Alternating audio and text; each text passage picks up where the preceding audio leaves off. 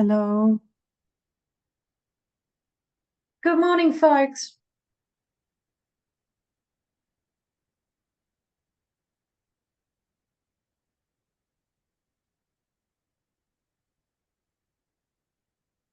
Folks, Yeah. welcome to the session.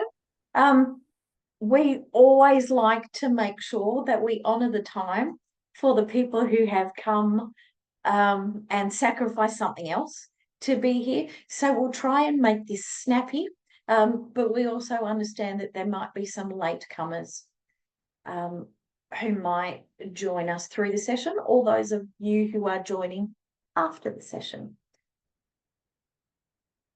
Ola, would you like to do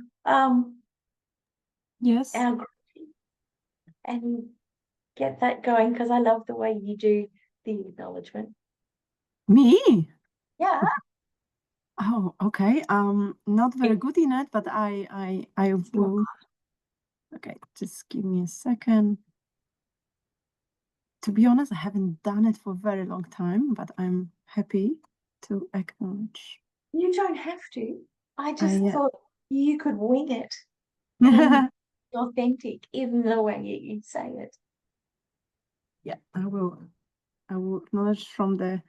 I would like to everyone to welcome to this meeting, and also acknowledge, share my acknowledgement of the country.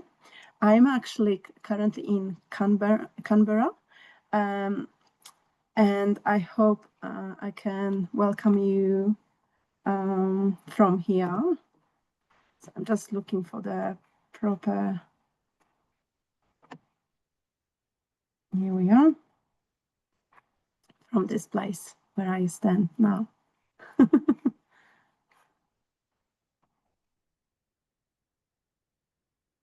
We often acknowledge, in fact, we always acknowledge the Turrbal and the Yagara people, don't we? We Because do. we're based in Brisbane, and that's And they are traditional owners of QUT. And we also pay our respect to people and the culture and the elders past and present. And I hope you will respect that land was always a land of teaching and research. So that's it from me. So welcome to you all. It's great to have you here. This is now officially week 3. So we're halfway through our module called Know Your Job Market Value. We've been having some really interesting discussions in the chat, but I am absolutely thrilled to welcome my friend, previous colleague, and guru of all things PhD education, through his own experience, if nothing else, the fabulous Dr. Matt Redette. Thank you so much for taking the time to chat with us today. What I would like to do to get started is, if everyone has, and I'm going to put Matt on the spot probably a couple of times, I'm just going to share my screen just briefly. If you haven't met Matt before, am I sharing the right screen first of all? Yes, I am. This is Matt's LinkedIn profile. We are chatting about LinkedIn today. If you have not connected with Matt, after this session, you might feel a little more comfortable to do so. What I'm curious about is you've changed your background photo quite recently. I'm looking at that one. I'm kind of going, oh, that's different. That's the profile photo that's up on LinkedIn, and the background photo that's up on LinkedIn. That might give you folk a clue that Matt's fascinated and expert in all things international education. But Matt, to start us off, would you be comfortable giving us your elevator pitch? If we were just meeting you at a conference or a work event or a research event, who are you and why are you here? Yeah, no, that's a really good question, because I think it is important to be able to quickly and concisely kind of state your field, especially as a researcher. So for me, I would probably say my focus is really around mobility-based studies, socio-spatial mobility within an international education context. I know that's really broad. I've got experience working around study abroad. I've got experience with international education projects. And then I've got experience working in mobility projects in a domestic capacity as well. That would probably be where I'd sum it up. And I think through that, what I've done is I've kind of given that broad picture, but because I really target, my research targets two areas, mobility and international education. I've kind of shown that I've done work in both. I've pulled on that thread of one being more primary than the other at different moments of my career. And so I think it's important to kind of show that you've also got a little bit of positionality between maybe a couple of different areas that you work in. If it's okay, I'm going to ask one more question, which is one that sometimes I think I struggle with, to be concise, to answer. It's, so given that that's your research field, Matt, what problem do you solve and who do you solve it for? I'm usually, because I'm looking at socio-spatial mobility, so that's the social and the spatial mobility context combined. It's actually applicable to looking at problems for all sorts of different people. Right now, I'm applying that to looking at teacher mobility within Australia. So how do we get teachers to move to remote and rural locations? But I've also done that. My primary research with my thesis was looking at study abroad. So again, in an international education context, looking at what are the issues associated with students going overseas. So I think the reason I would frame it that way is because it gives me that ability to, again, hit the different aspects of my research. This is so valuable. What I heard you say is what I'm solving at the moment. So my focus at the moment. So your researcher identity is not necessarily joined together with any job that you're doing or any research that you're conducting at the moment. That's a bigger thing. So the who am I as a researcher doesn't necessarily just include what your current project is. It's like, right at the moment, I'm doing this.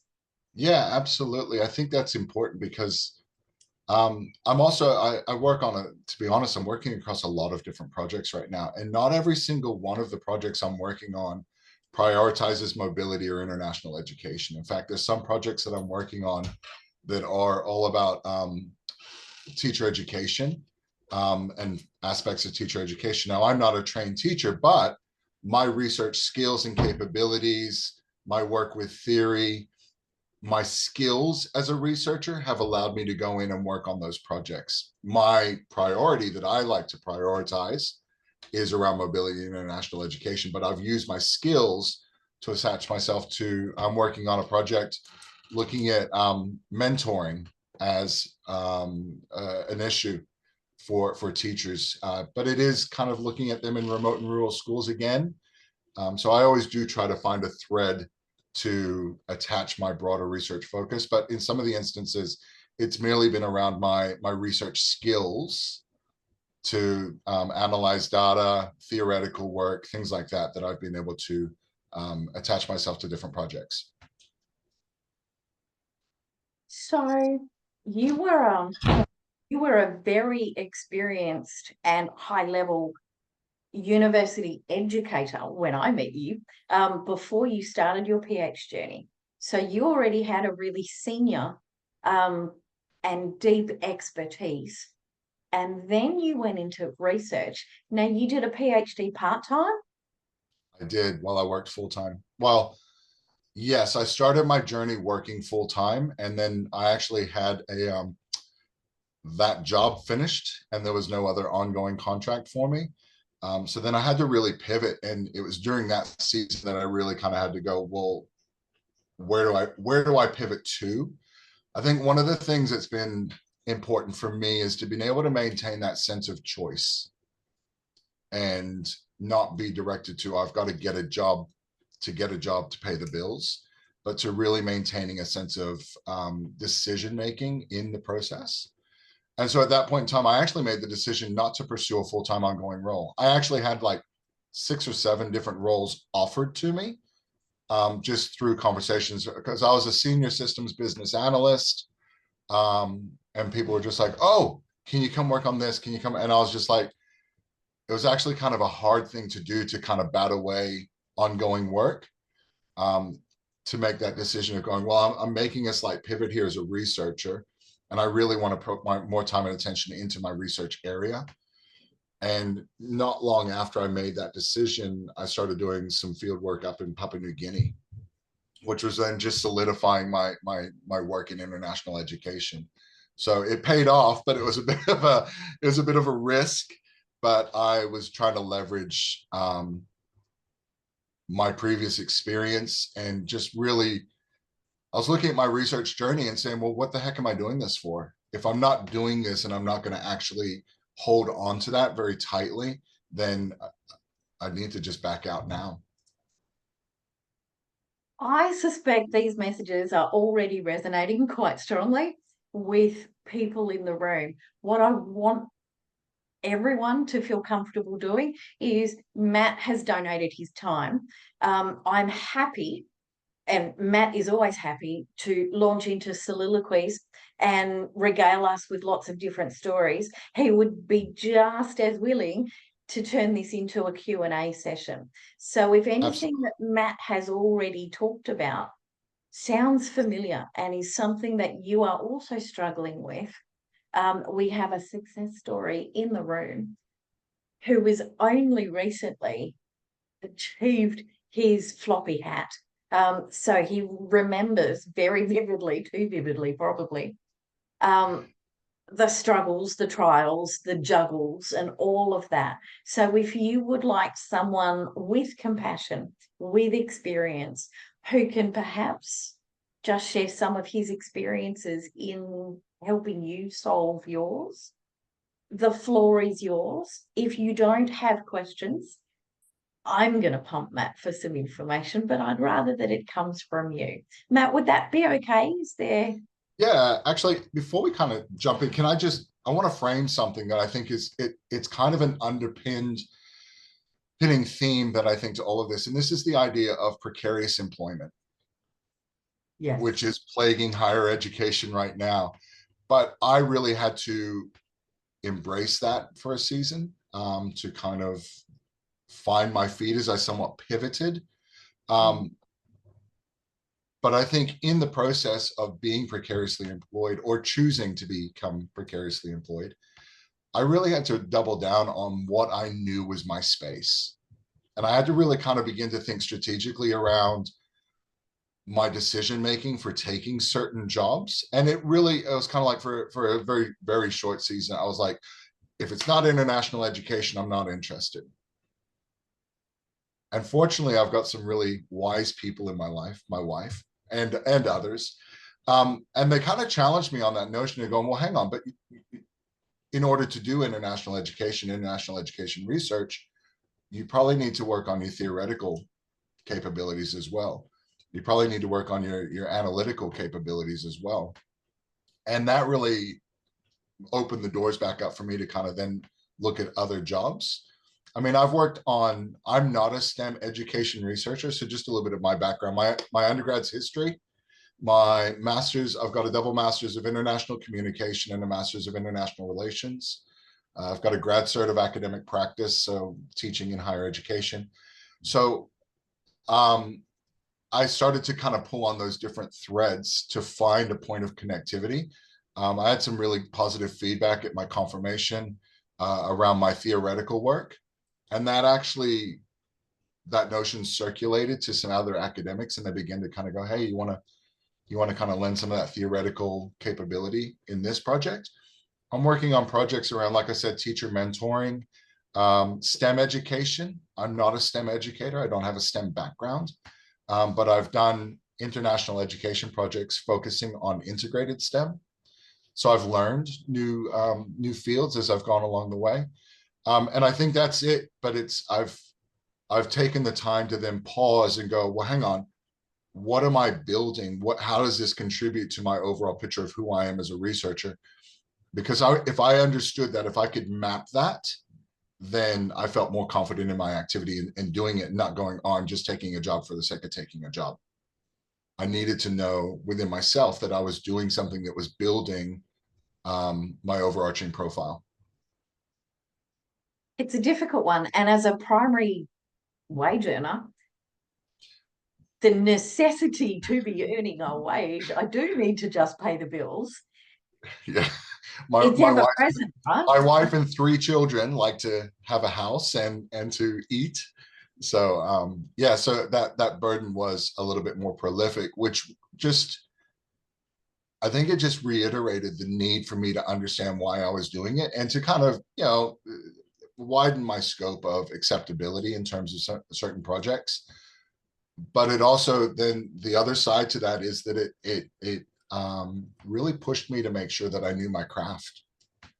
I wasn't getting asked to do, well, I'll put it this way. I haven't applied for a job in the last 5 years. I've still been precariously employed this whole time. I've made enough money, but I've always been, over the last 5 years, I've been approached for work.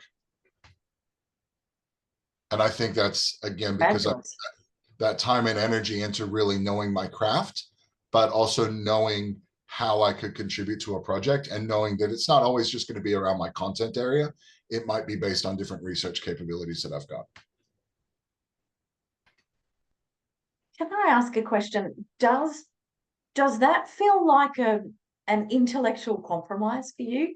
Does that feel less satisfying because my passion's over here and you're asking me to be over here? Is that okay? How do you make that okay? Yeah, I think it is about reiterating that idea that I'm building my capacity, you know. And so when I really get that opportunity to sit in the space that I'm most interested in, that my work in that space is going to be shored up by all the other experiences that I have. So I think looking at, like right now, I'm writing a paper, we're almost done, looking at teacher mobility into remote and rural areas. Now, that's not my forte. Teacher education is not my primary area of research. Mobility is. But what I've done is that in the project I'm working on, they knew my research area and they said, well, how does your research apply to our project? And I was able to articulate, well, if we look at these concepts within, you know, the teacher transfer policy, I was able to articulate how it related. And as soon as they heard that and they saw that, they found ways to make sure that I was able to do this paper. And I just, about 4 weeks ago, was over in the UK presenting this paper at an international conference. So it's that idea that sometimes you build up your content knowledge, but you've got to have those skills, those certain capabilities to kind of back up your research at the same time. And I have a really big curiosity around theory, different theoretical applications. And I think that shined through too. And so people that I work with on other projects have said, hey, we need to figure out a theoretical lens for this project. What do you think? And to be asked that as a very junior academic is kind of flattering, but at the same time, it's because I've put that time into learning theory. Theory is a way of seeing the world and a way of solving problems. And so in a sociological context, I've probably got about 5 theoretical lenses that I'm very comfortable with outside of the primary theoretical lens that I approach for my PhD. Oh, amazing. So it's not just one big deep hole. Fascinating. Jennifer's asked a really, really important question to get us started. We've talked about being precariously employed. That doesn't necessarily mean casual, although from an academic concept, it probably is the most aligned with sessionals, I guess. What does precarious employment mean? Yeah, you know what? First of all, I want to say, Jennifer, I think that definition might be different for different people. But for me, what that's meant is that I haven't had a long-term ongoing role for 5 years. Now, I think I've lost hair because of that. but it can be stressful, and it's the, that remnant of the gig economy, which we heard so much about. But it's also because it's actually given me, I've found that it's given me flexibility and freedom, that I can move from project to project. So it is, I would say for me, it's more project-based work. And I've found that to be enjoyable, because through that process, I've built up my reputation around theoretical application, and through different types of data analysis, data collection, things like that. So I count myself fortunate that, again, that I've been able to not have to look. I say this, and I'm actually job hunting right now because my contract ends in January. And I've now made the decision that precarity is something I want to try to move away from, because I've got my PhD. I know my research area, and I know my value as a researcher. And so I'd now like to try to invest that as much as I can. So I'm actually looking for something a little bit more long-term at this point. But I don't think being precariously employed is actually a negative. I think you have to find a personal level of comfort with that space. And obviously it requires some budgeting and some effective management of those skills and those expectations. But I think that it was something that I felt like I needed to do, was to embrace precarious employment in order to get myself to the point that I am now. And that might be different for a lot of different people. You used the word originally when we first started to chat about for a season. And I really appreciated that, because there isn't one thing that will work for every stage of life, for every stage post your PhD or during your PhD. But you've acknowledged that for this season, precarity has worked for you. A portfolio career where you're doing half a dozen different things can be appropriate. It doesn't mean that works for everybody, and it doesn't mean that you want it to work forever. That said, I am now in my 20th year of precarious employment, having had fixed term contracts for 20 years. I'll give you a guess how old my daughter is, folks. Yes, those two things do go together. 20 years and counting. So now that we've got an idea of how real Matt's experience really is, he's been in the murky middle, he's done the juggle of having to be all things to all people with zero financial security for short periods of time. I'm curious if you are moving into another season, looking to embed yourself inside a more secure role. How are you doing that? Well, I want to say why, first of all. Because I've invested so much time in building up my skill set, because I've invested so much time exploring my field of research, I've identified a bit of a wicked problem that I now want to really investigate. Now, in order to do that as a researcher, you need to have an ongoing role, because ongoing roles define access to research funding. If you don't have an ongoing role, it's really hard. So that's actually a flaw in the system, I would say, is that you have to have an ongoing role in order to access applying for funds. So that's part of my motivation in this, is to kind of reframe where I need to be and why I want to be there. But it's been a culmination of getting to this point of going, ooh, out of all my time and experience, I now see this big, wicked geopolitical problem associated with international education and mobility, and I want to investigate because nobody else is doing it. And so that's become part of my why as to the change. And I think it's important, because I think if you know your why in terms of your pursuits, then it makes a bit of a difference, and you know what you're contributing towards in terms of your researcher identity. Is that all right? Of course, it's all right. So what you've talked about is that it meets your season of life.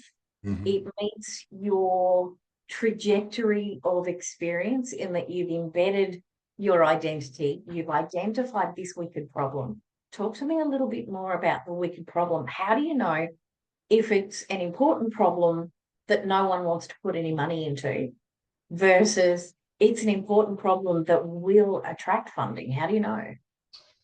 So I've field tested it with a few people. So when you're doing research, you've got to write up your proposal. And so I've spent time drafting my research proposal and putting it out there. And I've got some good colleagues that I can sit down with, and they know me and they know my space. And I've sat down with them. I said, listen, this is what I see going on. And there's been certain geopolitical events that have fed into this. And so I've used real-time events to kind of prop it up. And that's written into my proposal. And I've said that this is based on my research area. This is what I see as being a longer term issue here, here, and here. And then I've used their expertise to kind of go, well, this is how you need to frame this. This is how you need to position this. And to kind of not really about the context of the problem itself, but really the framing in terms of putting it up in a space that I could pursue funding. Does that make sense? Because it's nothing is straightforward and singular in academia or research. It's never just straightforward. There's always contingent factors, or there's always peripheral things to consider. And so different people that I've approached, I've purposely approached because of their expertise around an aspect of a proposal. So one of my friends, she's phenomenal. She understands the research funding space so well. She understands the competitive nature of it. She understands the language for proposals and applications. She's been very successful in that space. And so when I put my proposal to her, I said, here's the starter idea. And she goes, good. Now do this, this, and this. I went away and I did this, this, and this. And I took it back to her and I was like, okay, it's starting to shape up now. What do you think? And we massaged it together. And she helped me consider what I needed to do from a proposal perspective to somebody reading that proposal and going, oh, we need to fund this. She helped me shape it up that way. Another one of my friends, colleagues, former supervisor, is really his space is around international education as well. And so I proposed the problem to him, and he goes, "Ooh, that's interesting. What about this and this?" And he proposed a couple of other areas, and I had to contend with those and go, "Ooh, that one yes, this one no." And so it kind of reframed my project a little bit. But I've had to field test it with people. I think one of the biggest things I've had to overcome is that fear of feedback, presenting my work, my ideas, because my work and my ideas are me, right? They're a reflection of who I am. And so putting them out there, it's a little bit, this is where I appreciate Brené Brown's work about being vulnerable. And I think as somebody approaching others to get feedback and input on what you're pursuing, you have to be vulnerable. You have to be willing to be vulnerable in that process. And also willing to say no to an idea posed by your supervisor, a previous supervisor. That's a hard thing to do. Yes. So willing to receive, but also stand your ground. Yeah. Yeah, I think, you've got to make those decisions on where you want to be and why you want to be there. Jennifer's just put in a question about where do you find research funding opportunities? Jennifer, great question. It's number one, it's going to be dependent on your field. So whatever your area of research is, because for example, for me, so I'm more within the sociology of education type of a space. There's actually funding opportunities through DFAT, Department of Foreign Affairs and Trade. But even they have, if you're a chemist or biologist, they've got funding projects around work in those spaces as well.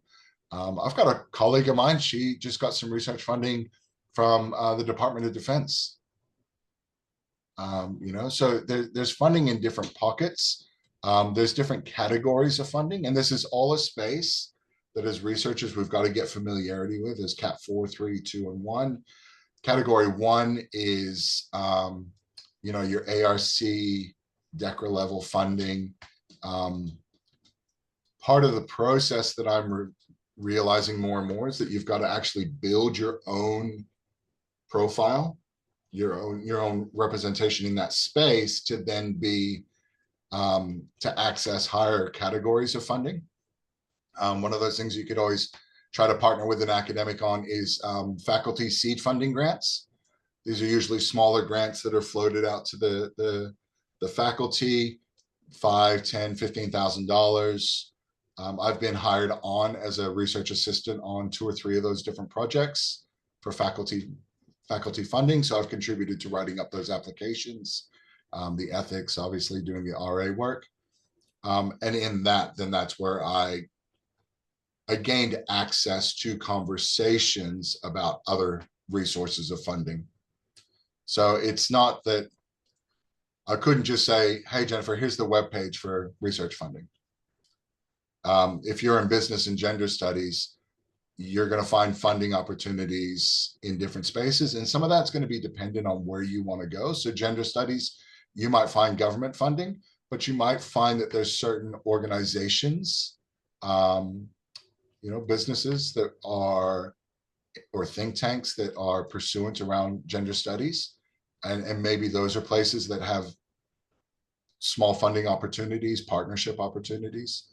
And all of that begins to feed into just the building of a researcher profile. Does that help? I can't give you just like a go here type of answer, because it is field dependent. But I'd also that's a great question to start talking to your supervisor about, or people that are connected to in the business school. And also start kind of in also inferring, I'm not looking at category 1 funding. What are some, you know, some low-level funding opportunities that I might be able to connect to? And connect to is a really good word, because your starting point might be that you're an RA on a project that got category 4 funding, or school or business, you know, or faculty funding. That might be the starting point for you. And can I tell you, I sit there and I look at those applications and I read the application. I'm kind of going, okay, what are they looking for on this form when we're applying for funding? And it's helped me in a couple of different instances of other small projects that we've gotten funding for. I'm getting ready to, a colleague and I are going to start writing a book chapter here shortly. And part of us being accepted to write that book chapter was that we got, I think we've got like $10,000 to hire an RA that, you know, is going to support specifically getting this book chapter done. I didn't just land there. It took all these little buildings and connections and relationships to kind of get there. And research funding is not an easy monolith to understand.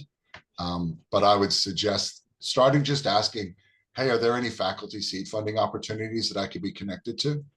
I think that's a great place to start. And also it's a great place to see researchers that are keen to conduct, or sorry, academics that are keen to conduct research. You want to align with that if that's where you're really wanting to go, is to be in the research heavy space, not maybe the teaching space. You want to find those people, because then they're also looking for funding and they can talk you through their journey as well. Sorry, that was a bit of a rant. Matt, one of the things that I really value about you is that you've been so authentic in conversations that we've had about the amount of, I call it your hustle, the amount of effort that you've had to go to that hasn't been dropped in your lap by your supervisors, that has been external to what you and many others sort of go, well, I'm studying this, so I expected people to hold my hand a little bit and drop me into opportunities. And you've spent a lot of time hustling, walking the streets, finding your own opportunities. Can you tell us a couple of stories maybe about what that looked like and how you knew which ones to hustle for? Yeah. Okay. I've got kind of a funny one. So my PhD supervisor, I love that man. Like he is just, he's one of my, he's a friend now. He's beyond a colleague. We've done a lot of work together. Um, and when I first started my PhD journey, I just didn't feel like we were connecting. And so I almost bailed on him. I actually had an application. I had a supervisor lined up at UQ and had my project approved. Basically, I literally had one document to sign and send to UQ to transfer my PhD over there. And I just was sitting there and I was talking to my wife about it. And there was just something in my gut. I was like, oh, I don't know. There's just something about this guy. Just, you know what? Dang it, I'm just going to stick it out with him. And I did. And shortly after that, I would say within like literally within 2 or 3 weeks, something just clicked in our relationship. And I realized it was more me and maybe the way that I've been presenting myself to him. And then about 3 weeks after that, something clicked. He was like, hey, I need an RA to go to Papua New Guinea. Are you interested? And then all of a sudden, just from there. Now, I knew when I'd been given that opportunity to go to PNG to do some research, I knew the value of that moment. And so I invested. I started going, okay, so I was reading the interview protocol over and over and over again to really get it embedded in my brain. I was reading the project that they had pulled me into. I was reading the project framework over and over and over again, really positioning myself to be a contribution to what I'd been invited into, because I thought that was really important, because it wasn't just about getting a paycheck. It was about building something and being a contribution to something. And from that one particular job, I can say that was a job that happened 5 years ago. And that was the job that fed everything else that I've done up until this present point in time. So I did that. And then they were like, oh, we've got this other job going on in PNG. Come on in. We need you to be an RA on this. And it wasn't at that point in time, it wasn't so much of, do you want this? It was like, look, we need you to help do this. Here's, yeah, we'll get the contract sorted. Come on, just come on in. And then it was like, from there, then all of a sudden I came back because I had to do a couple of trips up there. And on one of those trips, just we're, having dinner one night, and one of the people I was working with was like, so what are you doing? Where are you going? What's your story? Told him my story. And then from that, they came back, oh, hey, I think I might have something for you. Oh, okay. What is it? Well, it's part-time and it's for, it's like a 2-year contract. Are you okay with that? I was like, part-time. I was like, oh, part-time at that point could have been a bit of a death knell, in the sense that it restricted my access to other things. And so I kind of said that. I said, ooh, part-time is going to kind of lock me out of certain things. And they're like, oh, what if we jumped it up to like 3/4 time? And I was like, oh, and I can still do a couple of my other projects. And they're like, yeah, absolutely. We'll work around all that. And so I had that conversation. So that led to the ongoing role that I say ongoing, the longer term role that I've had, which then led into my postdoctoral fellowship, which I'm currently doing. But it's also led to the people that I worked with on that first project. I have probably worked with on at least 2 other projects for most of those people. But I won't say that just landed in my lap. I busted my backside to be there, right? Like I put in the effort. I didn't just show up and go, oh, well, I'm a researcher. I'm here. No, it was like I leaned in, I asked questions, and I knew that these were people that I could learn from and to build my capability. And I invested in their project. And I would say as a result, like I said, I haven't asked for a job in 5 years. And it's so your youngest when you went to New Guinea. Oh God, my youngest she's 5. So I started my PhD before she was born. So she's only ever known me in that capacity. So did you have a newborn when you went to New Guinea? Or was that before you had a newborn? it would have been, I think I had her before. I don't think my wife would have let me go the other way around. Because New Guinea is not the most convenient travel experience. No. It costs. Yeah. All I mean, kinds I've of also been to Cambodia and Vietnam doing other projects too. So, but these are all projects that have, all of this work again has emanated from this one moment where I invested myself. And I say that confidently because I've been told that. The feedback came back to me where these people that I worked with said, you're reliable, you do good work, you know what you're doing, your craft is honed. That's why we keep coming and tapping you on the shoulder. Like, I can't tell you how many times research, and I know this for a fact, academics hate doing ethics applications. But I can't tell you how many times, but it's a pivotal moment in research. Can't tell you how many academics come and go, can you help me write my ethics? And I'm like, yeah, I can do that. But it's relationship building. It's every time I do one, I'm kind of going, oh, I need to rethink how I see this part of an ethics application. Because if I'm going to be a researcher, I'm going to have to get familiar with it. I'm going to be filling more out. So all of these things have been aspects that I've had to draw on and go, well, there's different parts to my academic identity, right? There's, as a researcher, it's not just that I do research around international education and mobility. I also have to understand ethics, research ethics, and I also have to understand the geopolitical stance of what's going on. But I also have to understand research agendas for universities and for schools. So there's all these different dimensions to this, and it's complex, but you've got to take time on each one of those, because if you don't have a bit of an awareness around those different dimensions, I think you can position yourself in a negative way and not be pulled into things. And I think there's the academic community, from everything that I can see, is welcoming. When you've done that work and provided that effort, they'll pull you in to contribute. I finished my PhD in July. I just looked the other day. I have 7 publications, which is not the norm. Most people finish with a few. Well, I don't know. That's even questionable. I'd say 0 to 3 is probably more of a normal space. I finished with 6, and we just put another one up on ePrints the other day. I've got 2 in the works.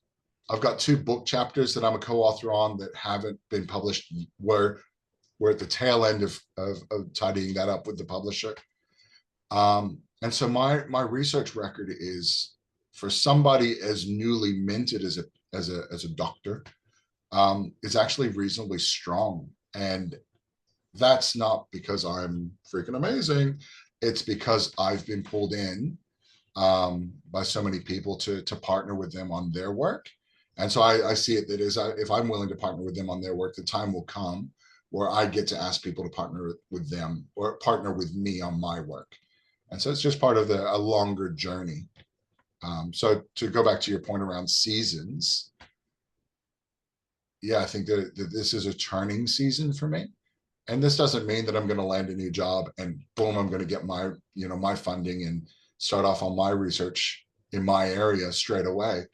No, I'm going to have to go to this, I'm applying at different universities. I'm going to have to learn their research agendas, what their priorities are. And then I'm going to look and go, how do I fit with that organization? And that's even, I'm looking at non-university jobs and kind of going, well, how do I fit, and how do I take who I am or what I've become? I've invested freaking 6 years in this. I'm not going to just throw it away. So how do I take what I am and how do I contribute to that organization? And how do I let them know that what I do is good and capable? Sorry. I want to bottle every phrase you give us.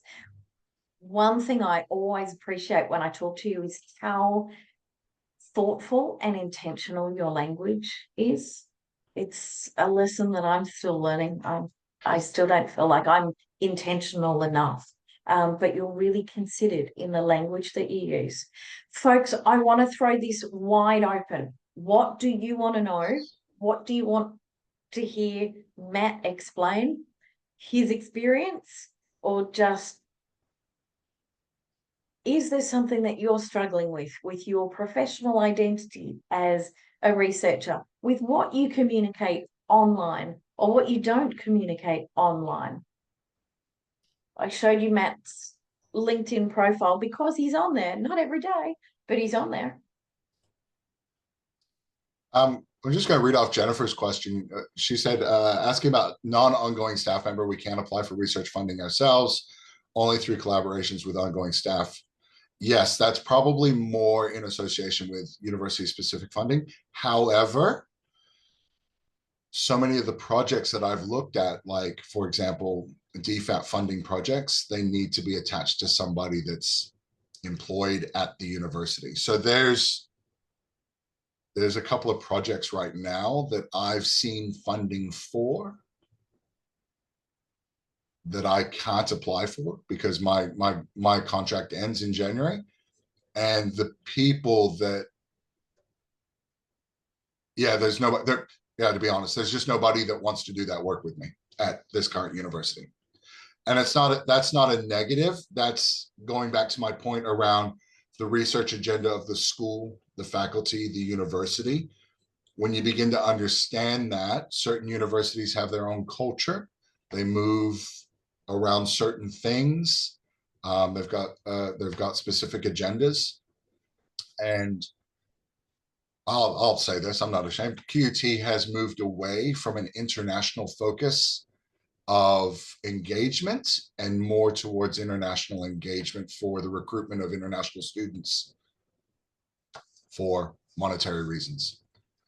We don't really pursue engagement for our student cohort anymore. Those opportunities are diminishing, and I find that to be problematic. So as a man of principle, I've also looked at that kind of going, ooh, I don't like where this is going. So in January, is there a possibility that I could find more work at QUT and stay? Yeah, and there's a slim chance that I might do that because my daughter, she's getting ready to be in year 6. She's on the track to be one of the school captains. If we move, I kind of pull that opportunity away from her. So I've got to kind of wrestle with this a little bit. What's the priority in our family at that point in time? But I know where I stand in terms of the importance of international engagement for our domestic students, but also international engagement for our international students coming in, the importance of that.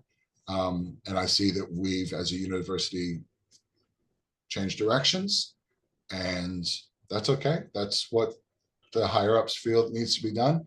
There are plenty of other universities that see it differently and are moving more in a direction that I would find cohesion with and opportunity with. So those will be the spaces that I go to where there will be greater opportunity to get the funding and to get those relationships that will carry me forward. Because we're working in research, it's not an isolated game. You don't do research by yourself. And I think the sooner we can kind of understand that collaborative and cooperative nature around that, I think that all the people that I work with, I mean, all the publications that I'm on, I think the smallest number of authors is 6. And I've got one paper, there's 12 of us on it. The one that I'm writing today, there's 7 authors on it. So I think that collaborative nature, it's more than just how many people are on your paper. It's how many people are in your space and how many people are you doing research with. And that's when that community comes together around helping you get funding, or that you collaborate with them on theirs and find the opportunity that will then situate itself for you to get the funding you need. I hope that helps, Jen. Yeah. There's no magic wand for any of these things. What I'm loving in listening to you is that balance between family man, pragmatist, needs employment, and value-driven passion and expertise. And it's not an easy balance sometimes. Oh, not at all. No, And sometimes there are compromises. yeah, absolutely. But I would say that I've taken the time to really nail that down for myself. Who am I? Where do I want to go? What I want to do? Now that sounds like, oh man, this guy's got self-confidence up the wazoo. No, I don't. Oh gosh, I second guess myself all the time. And it is a constant battle, but just because I've nailed it down, I've said this is the space that I exist in, and this is the way that I see the world. I am open to change and difference. I feel that's an important human characteristic. But just in the terms of where I'm going, I chose to have a family. And so therefore that choice, any decision that I make, it impacts them as well. And so, these are conversations that I do have with my kids. And we've had to talk about the idea of moving to another city. And my eldest, she talked with me and she was fine. And then she went and talked with my wife and she burst into tears.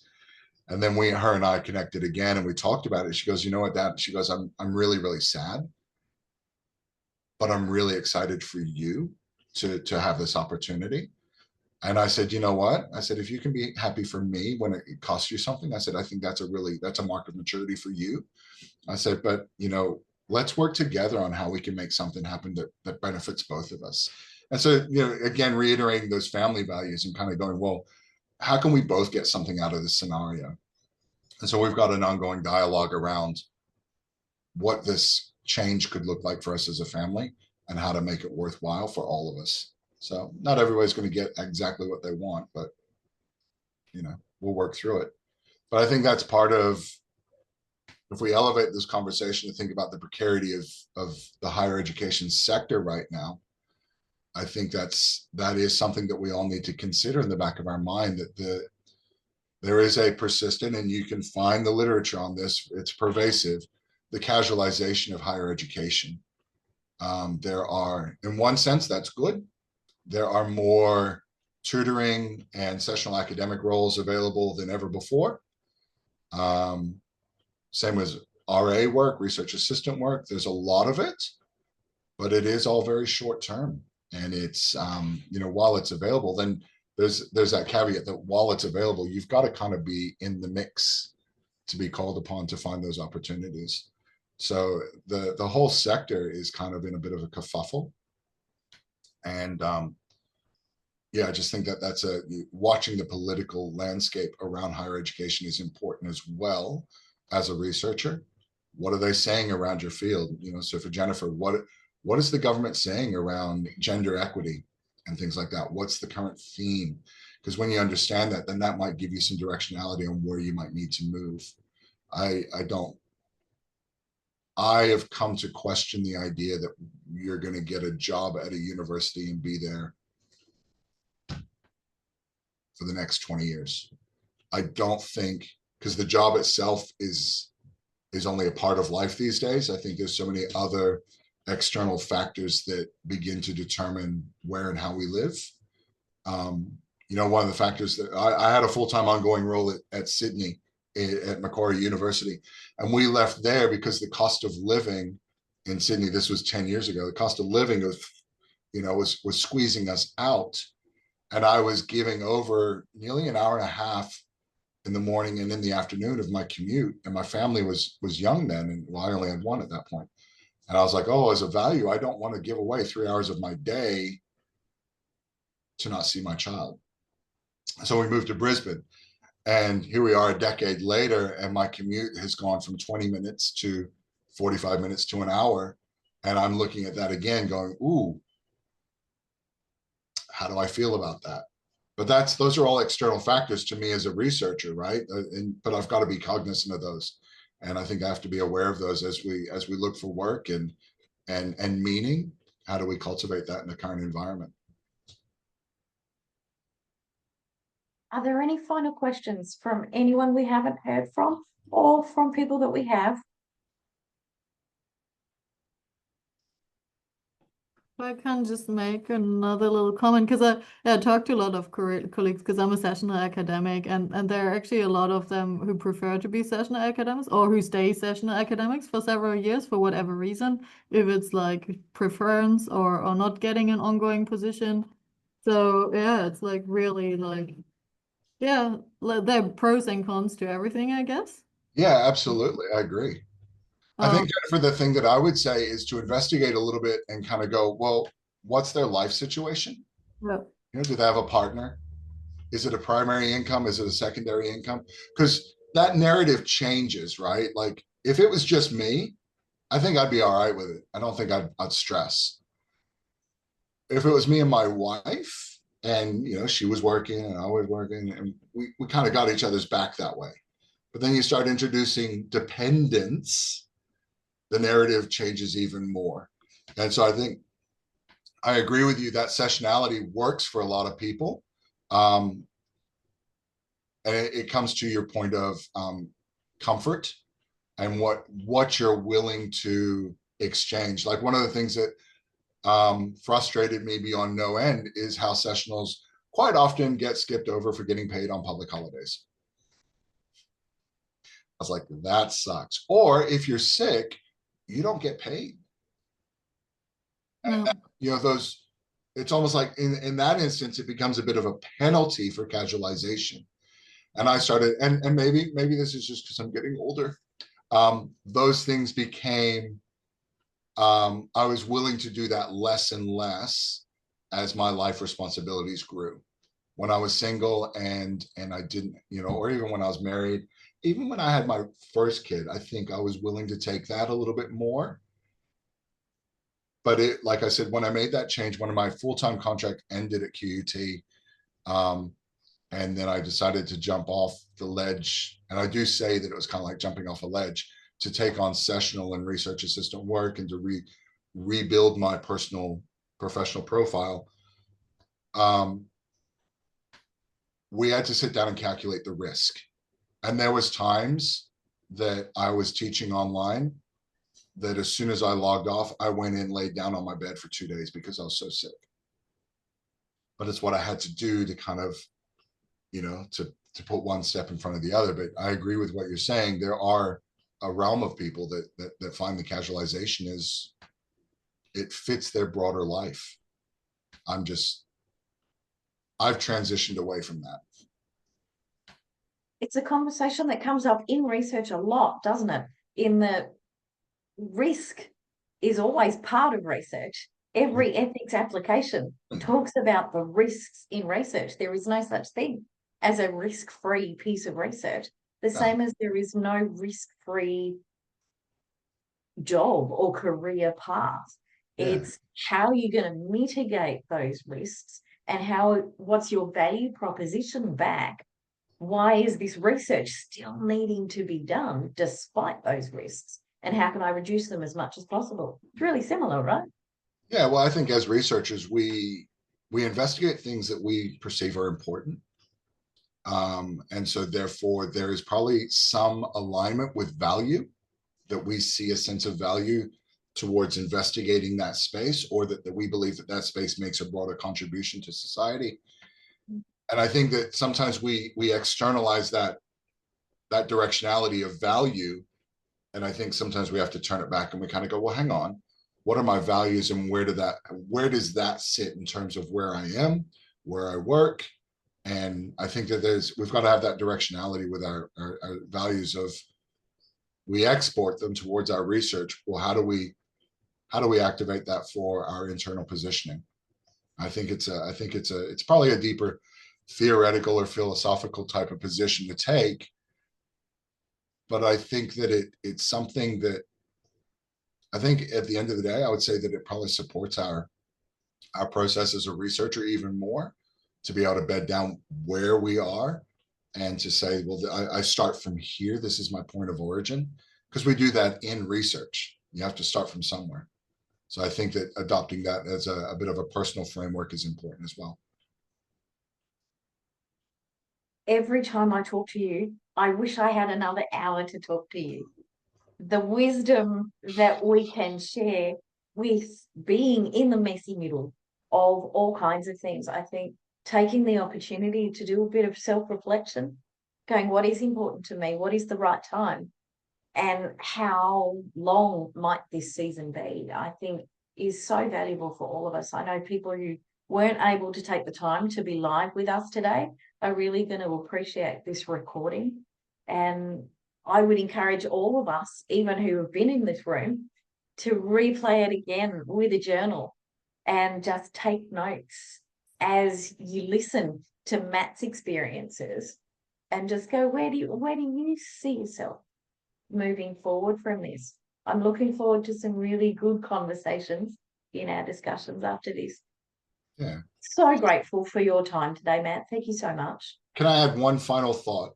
Always. I encourage you in your PhD journey to talk to people. I went to counseling. That says a lot, right? No, I went to counseling on purpose to unpack where I was feeling, but I didn't start a PhD. PhDs are not easy. Otherwise, everybody would do one. You have to remember that you're a select portion of the population, globally, nationally, that is pursuing higher education to this pinnacle. And I think it's easy to dismiss that because it's our journey. We show up every day and I'm a PhD candidate, whatever. I think it's easy to dismiss that and to move beyond that. But I think having deeper conversations with somebody, going to a counselor, there's counseling services available, and going, oh, I really need to invest some time in thinking about where I want to go. What the heck am I doing this for? Not just the research. There's an internal driver somewhere in there. And I think understanding that better, it clears the fog of this world a little bit. And I think it helps you see through the circumstances and the situations of what's going on in higher education, what's going on in your industry, in your field of study. And you begin to see, I think, with a little bit more clarity, a line or a direction that you could take. And I think that's a really important thing, just to remember that not everybody does this. And so therefore, as PhDs and pursuing that pinnacle of education, there's a unique driver in us. And we need to we need to understand that. I think that's just a really important personal part of being an HDR candidate, is to know, why am I doing this? And we can always probably riff off a couple of reasons on the surface, but I think to kind of unpack that a little bit more deeply is important, because I feel like that shapes your future. And I now have your wisdom in a bottle that I'm going to keep referring to. Absolutely brilliant session. Thank you so much, Matt. I really appreciate it. I hope you folk have enjoyed this chat as much as I have. I look forward to seeing you on the discussion boards. And feel free to connect with me on LinkedIn. Happy to do that. Wonderful. Thanks so much for joining us, folks. I really appreciate your time. And Matt, thanks again. Thank you, Ola, for organising it, as always.